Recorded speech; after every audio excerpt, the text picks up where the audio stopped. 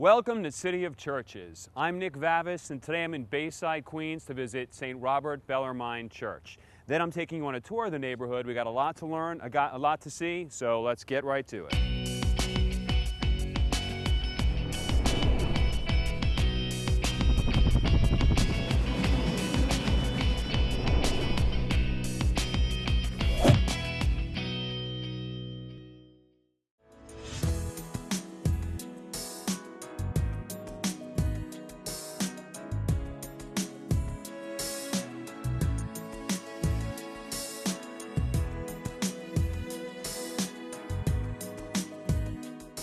Bayside is located in the northeast corner of Queens at Little Neck Bay.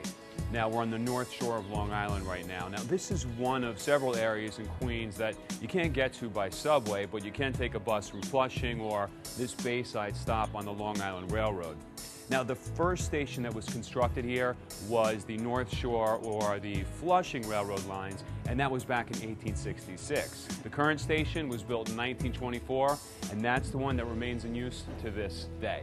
Now, the pedestrian walkway I'm standing on is built of steel, and the original bridge was wooden. It was built back in 1928. It was only about 10 years ago this one was constructed, and it's probably a good thing. I'm guessing the old wooden one had a lot of wear and tear. The history of Bayside can be seen in many places. There's remnants here of early Native American life and 17th century English settlers. There's a Civil War fort, there's movie stars, there's baseball players, and all of this is part of the history that is Bayside. In 1862, during the American Civil War, Fort Totten was constructed to protect the entrance to New York Harbor, and it's since evolved into this modern military base, which was actually still in use until fairly recently. And the original fort was preserved, and most of the land has been turned into a public park. Now, it's a big tourist attraction here, and they even constructed a museum to document the history of the park itself. The Crocheron House was a famous resort hotel in the 19th century. Now, it burned down in 1908, and the land was converted into a park, which behind me is Crocheron Park.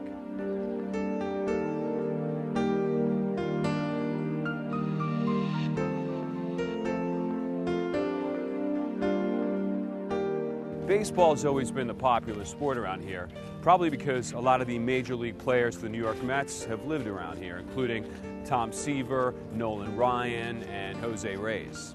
Now, there was one former Bayside native who started here in the local Little League, and he also went on to play professional baseball, Dave Valley. Dave Valley's greatest accomplishment is the philanthropic organization that he and his wife founded.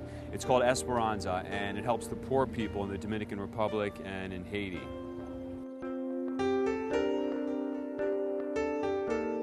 The Straight and Storm cigar factory opened here in the 1870s, and it remained the largest cigar factory in America for decades. One of their most popular brands was White Owl cigars. Now, by the 1920s, Bayside was home to some of the biggest silent movie stars in the entertainment industry. A lot of them were shooting movies here on the East Coast at the Lasky Paramount Astoria Studios, names you've certainly heard of, like Rudolph Valentino, who was famous as the Sheik. Then there was Charlie Chaplin, a character known as the Little Tramp. Marie Dressler, she won Best Actress Award in 1931. And Buster Keaton, who was the great slapstick comedian who was known as the Great Stoneface. In 1925, pioneering movie director D.W. Griffith shot on location here his silent movie classic, Sally of the Sawdust. It also happened to be the first film of W.C. Fields, who actually lived on 223rd Street. With the 1930s and the 1940s, Bayside experienced a huge building boom, and open land was subdivided into blocks of private homes.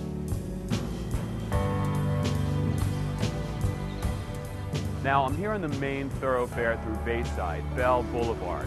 Prior to the 1930s, this was Bell Avenue. Now, I'm going to go back more than a century to 1824. That's when this area was the Bell family farm, and it was just a dirt road that ran straight through the farm. Clearly today, it's a lot more than a dirt road. It's stores and shops and a lot of hustle and bustle. The only downside is parking. Give yourself some extra time because you've got to fight for a good spot.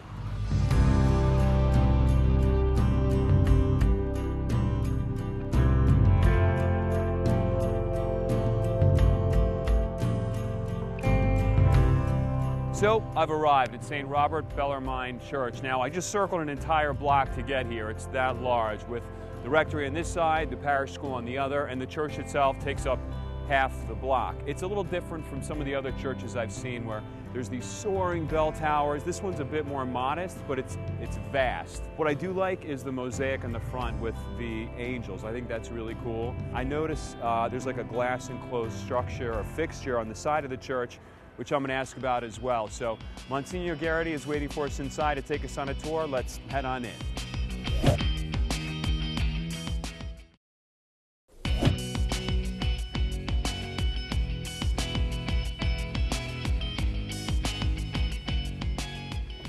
Monsignor Garrity, how are you? Hey Nick, how you doing? Good, Welcome to nice St. to see Robert you. Bellarmine. Thank you so much. I have a lot of questions today, so I'm going to grill you. Okay, I'm ready.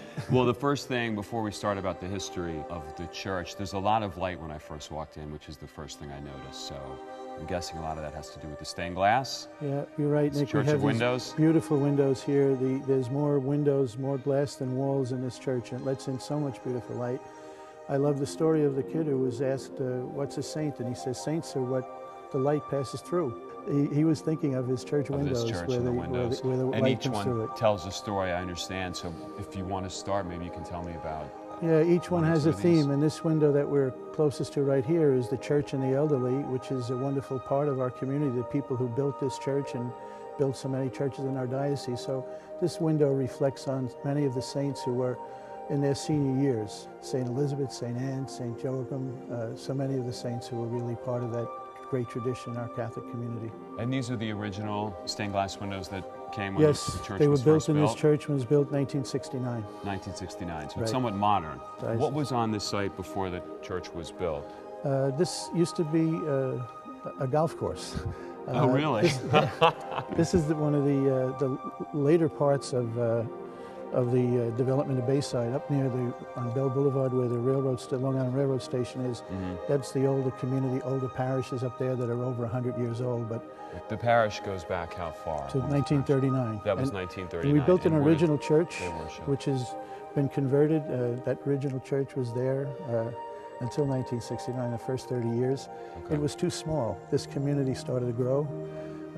This area, which was woods and trees and golf course, began to fill in with homes, and the diocese decided to put a church at this part of Bayside Hills, as they say. The first church you had mentioned, where was that in location? Was that in the neighborhood? Yes, it's right on the same piece of property, actually, on the just a little bit further here on the other side of the church. It was converted to a gymnasium, so now it's our gym.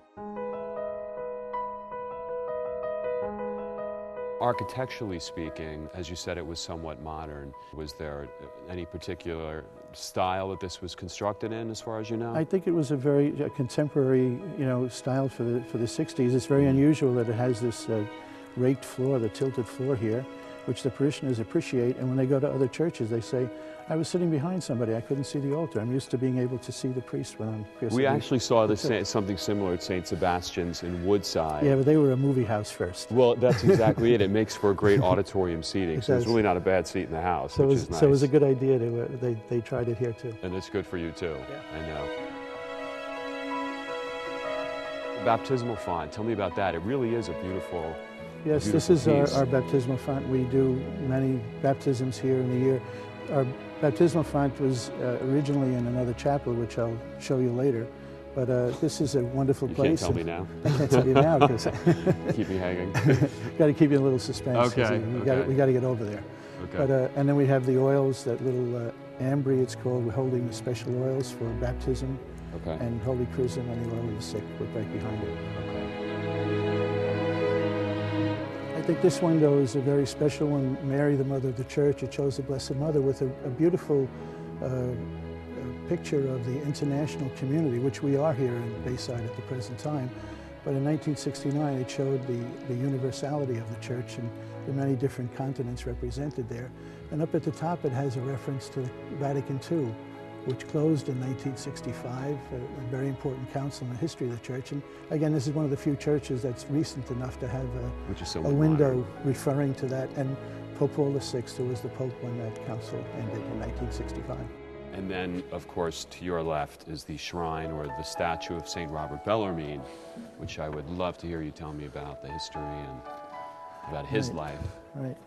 Well, St. Robert was the cardinal of the church. He was one of the great scholars of the late 1500s. He wrote some wonderful texts on the church and on the faith.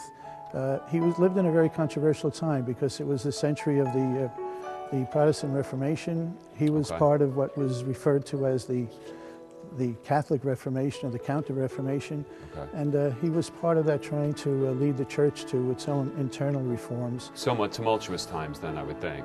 Yes, they were. And how long did it take for him to be canonized? Is that the correct word? Yeah, that's right. That's right, Nick. Good job. It took a while. Yes, yeah, you know. Good. Yeah. I'm keeping up. Yeah, it's interesting. I think because of the controversial times, his canonization didn't take place till 1931, which was 400 years after he died. Wow. But I think that's the reason why this church got this name, because there weren't too many churches. When he was beatified in they were saying, this is a saint that doesn't have any churches, so we'll call this church St. Robert Bellarmine. Is 400 years typical? How long, I mean, is there an average for how long it takes for someone to become a saint? Right now they're talking about Pope John Paul II, and they're calling him, Papa Subito. Let's make him a saint right away. So that might be really quick, or Mother Teresa. But some of the saints took many centuries. Some took just a short time. Got it. There's so much stained glass looming above me. I have to talk about these. What can you tell me about this one? This one is a window. The theme is the foundation of the church, and this basically is a central. This is Jesus and the apostles in the church, and it depicts St. Peter with the keys. As in the Gospel of Matthew, chapter 16, Jesus says, "To you, Peter, you're the rock, and to you I give you the keys." And so that's a representation of that part of our history. So, do you reference any of these stories or the stained glass during Mass or during your sermons? One of the things I really love to do, I actually made a list of all of the saints in all these windows. There's quite a few of them. And I have their feast days listed. And when I'm celebrating Mass on those days, I announce to the people, I said, well, this saint is not just in the books, he's in our windows. And if you take a look over here, you'll see a representation of it. So a bit show and tell. Yeah, it's a little show and tell, and I think the people appreciate it. I also wanted to mention to you, just while we're standing near the statue of St. Robert Bellarmine, his burial place is in one of the great Jesuit churches in the middle of Rome. Last year I had the opportunity of being in Rome, and I made an official visit. I figured if I'm the pastor of a church called St. Robert's, I went to where St. Robert is honored there, and I said, St. Robert, this is an official visit. I'm pastor of a church, one of the few churches named after you, and I'm here to pray for all the people in this community, the people who are sick, the elderly, all the people who need it, to keep us together in your love. So I put a special prayer, and I figured that was like a direct line to God. So clearly you have a very strong connection with your parish, I'm assuming. Yeah, it's important, and I felt I was really there praying for all the people in the community. What is the neighborhood composed of? What nationalities would you say primarily? The parish was originally, I think, German, Irish, Italian. Now this area of North Queens is becoming very Asian.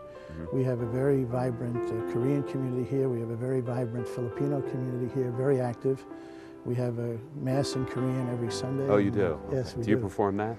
No, unfortunately, not yet. You're learning? Not yet. Well, I'd love to get closer to the altar if you could show me. It's absolutely beautiful. Great, if you would mind taking me down. I'd love to show you. Okay.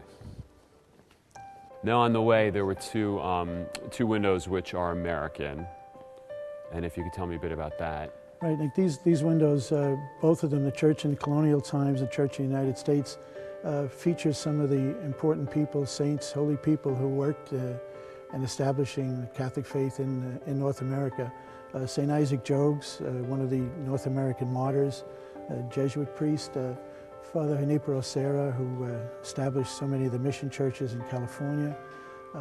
Blessed Kateri Tekakwitha, who's now a saint. She's been named a saint by Pope John Paul II. Is it the Mayflower? What's at the very top? Yeah, the original, the foundation of Florida is referred to up there too, and even Father Jacques Marquette. And the second one? This window features Mother Cabrini, St. Frances Cabrini, who is an Italian immigrant, came to the United States. She's the first naturalized American citizen to be canonized. And above her is Elizabeth Bailey Seton, the foundress of the Sisters of Charity, who do so much work right here in New York in our area. area. And I see St. James, which we visited last year, actually, Pro-Cathedral. Right, St. James Cathedral is referred there. They called it Pro-Cathedral because they were planning to build a bigger church sometime, but now it's called the Cathedral Basilica of St. James. Basilica, yeah. That's there also. And at the top is the shrine of the Immaculate Conception in Washington, D.C., a national shrine to the Blessed Mother. Yeah. And of course the tabernacle. This is our tabernacle where we honor the Blessed Sacrament every day. It has beautiful mosaic with many of the symbols of the Holy Eucharist over the centuries that are associated with the Holy Eucharist. Every day we have adoration of the Blessed Sacrament, exposition of the Blessed Sacrament, and benediction every day of the week, usually here in the parish. Everything heads to the altar. Everything centers on the altar, where we celebrate the Lord's Supper. And this is a beautiful setting. Every Catholic who's looking at this knows that you're here in the season of Lent. Behind that beautiful purple drapes there, we have a crucifixion scene. But during the season of Lent, we have the purple there as a symbol of this season. We have a bare cross with the crown of thorns and a purple draped over it. Also bare branches to show that the longing of the human heart for fulfillment at the time of Easter time. So we're trying to show symbolically that this is a season of repentance, renewal for us Catholics. And the willows in front. And, the willows, and another symbol of Easter time, a symbol of waiting the Lord's coming and fulfillment, the blossoming. And even the canister, which represents a kind of an emptiness, a longing to fulfill us with God's grace. So that's not an accident that it's empty. It's not an accident, and we're very lucky. We have some wonderful Korean women who prepare us doing these beautiful floral arrangements. I love that there's a window above the altar, because it really, I mean, the whole place has so much light. It really does sort of emphasize the altar and the Mass and yourself, obviously. Yeah. No, you're right, Nick. It is beautiful, and not only does the light come through the walls, it even comes through the ceiling here, and it illuminates our sanctuary. This has to be a great place to give Mass. I mean, to look out over the auditorium seating, especially. It is beautiful. I tell you, Nick, though, it's even more beautiful when it's filled with people. That's the 1,000 people. When the people when 1,000 people are here, that's the real beauty of it. Easter time, it must get packed. Nothing more standing room only at Easter. Nothing more beautiful than the people. So, two other windows I want to talk about, if you could. Tell me a bit about these. This window right here, I love this window in a special way. It's the church and the poor. It features St. Vincent de Paul, and every year the Diocesan Society of St. Vincent de Paul has a Mass here, and we always say some special prayers here looking at this window, remembering his dedication to the poor. Frederick Ozanam, who's now a blessed, he's been, since that window was put up, he gets a title. He was a Frenchman who established the working with the poor and established the Vincent de Paul Society. So it's a beautiful tradition that way. Another window here during this year, the priest that we're in this year, this is the church and the parish priest, and it refers to a number of parish priests. The Curé of Ars is the center of that window. St. John Vianney, who was a great saint and has been honored very much in recent years, and then some of the other saints who gave their lives, even dying at the altar. Do you have a favorite of all the windows that we've seen? Do you have a favorite window? You know, I like them all. I love this one, I think, especially because it reminds us of the demands of the gospel, that we're not really living the gospel unless we're taking care of the poor. The Church of Charity. The Church of Charity.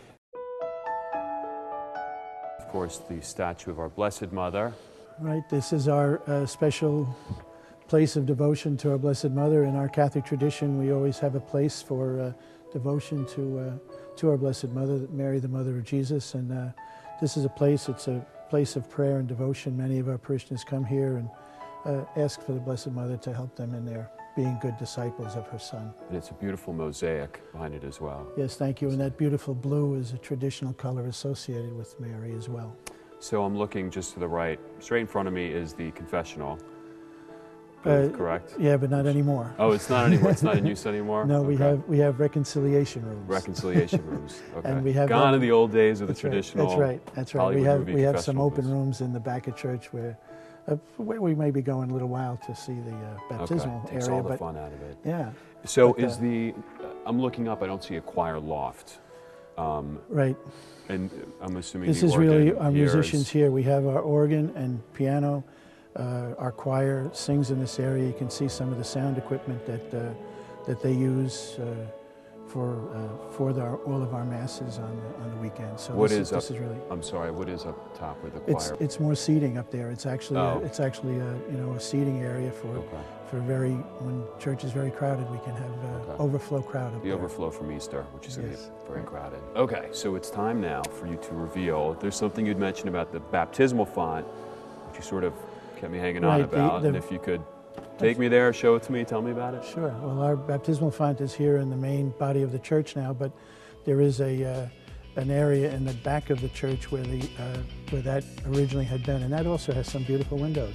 Okay, yeah, if you could take me there, that'd be Sure. great. Love to see it. Okay.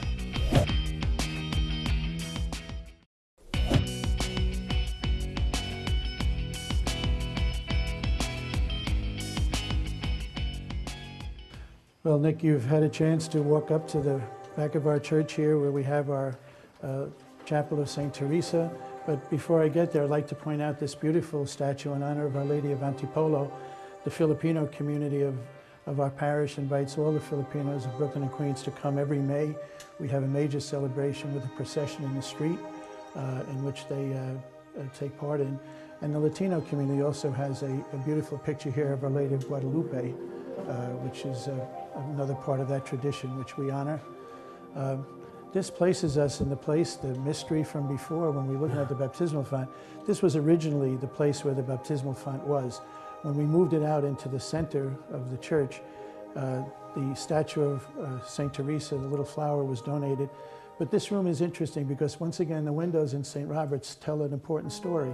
This is actually shows the whole ritual of baptism from the beginning of the questioning, what do you ask of the Church of God, faith, all the way to go in peace, amen, and the prayers here, so that like in the old days, people could actually read the prayers right off the windows instead of having to read them out of a book. So it's a very beautiful cheat place. sheet, right? Yeah, I guess it was like the... Kind of how I keep my questions to you on my hand. But Yeah, but in the windows of Chartres, when people learn the whole faith by looking at the windows before the printing press, I don't think they call them cheat sheets. Cheat sheets, cliff notes? No. Yeah.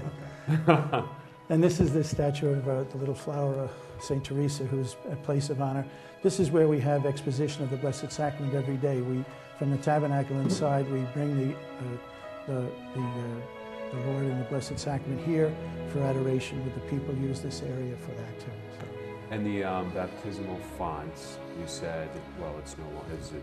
Used to be right in the center, right there where this altar of exposition. The reason that they moved it is that they wanted it. This is actually a small place, and traditionally, baptism was usually done very small. But now we have hundreds of people coming to our baptism ceremony, so it's nice to have it in the church, and it's part of a connection between the baptismal font and the altar of the Holy Eucharist. Perfect. And with that, Monsignor, I have to thank you so much for taking the time for this tour. Thank you. I put you through a lot, huh? Thank you. No, A I lot of appreciate it. walking, It was a lot of fun. riding down slopes. Really, Yeah. thank you on behalf of myself and the viewers. Thank you very much. I'd This like was to very great. thank you all for all you do Absolutely. For the diocese. Thank you. Okay. And that concludes this episode of City of Churches here at St. Robert Bellarmine. And for more information about this episode or any other episode in our series, you can log on to netny.net. Or if you'd like to suggest a church we should profile, you can log on as well. Until the next time, I'm Nick Vavis, and I'll see you right back here on City of Churches.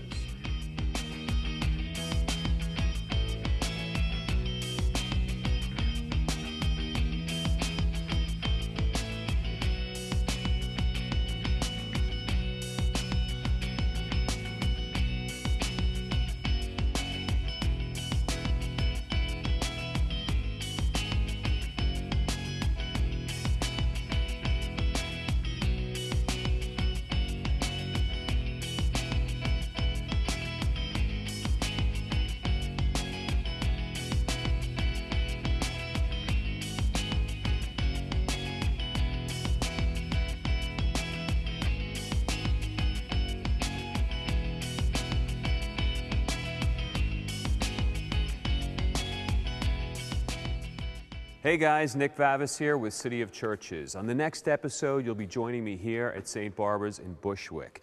Now, when you first walk in, you'll see why this church is really special, and there's something very unique that we haven't seen in any other church. So, until the next episode, I'll see you right back here on NET.